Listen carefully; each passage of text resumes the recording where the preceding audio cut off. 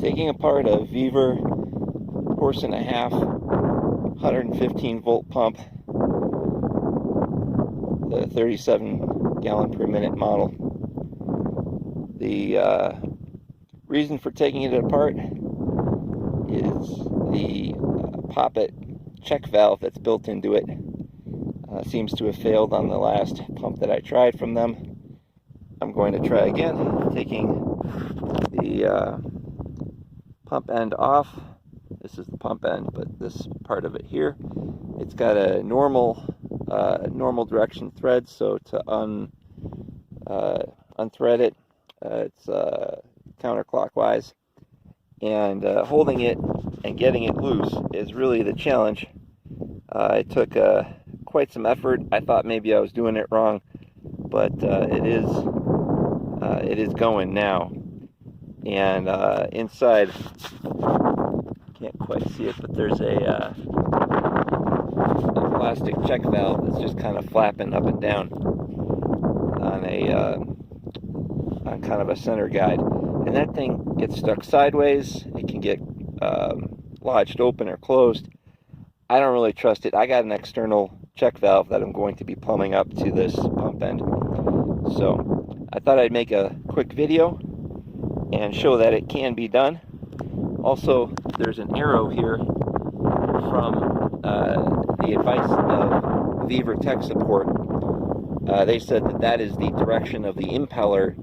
It has not to do with the disassembly, but it just happens to be in the direction to disassemble it as well.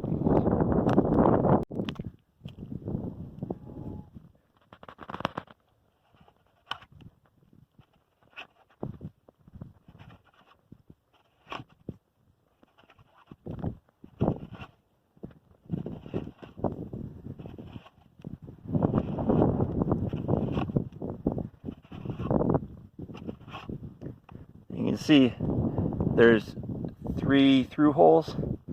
This is the one that anchors it in place.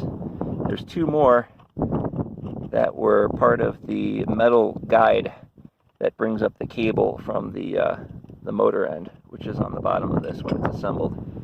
Here's the inside, and I'm going to clean that up a bit, some shavings in there, set that down, and we're looking at this check valve here. This is coming out. I don't like this. I don't trust it. So this is going to be coming out, and then I'll put the pump back together after cleaning it up, and I'll use an external check valve. Here's a shot of the motor end. It's held on by these kind of bolts here. These are just tightened in there, and then there's a lock split washer and a nut there. The pump is filled with oil. This cap can come off if you want. I don't have any reason to service it, but this cap, you just hit it with a flat bladed screwdriver and it comes off. It's just press fit on there.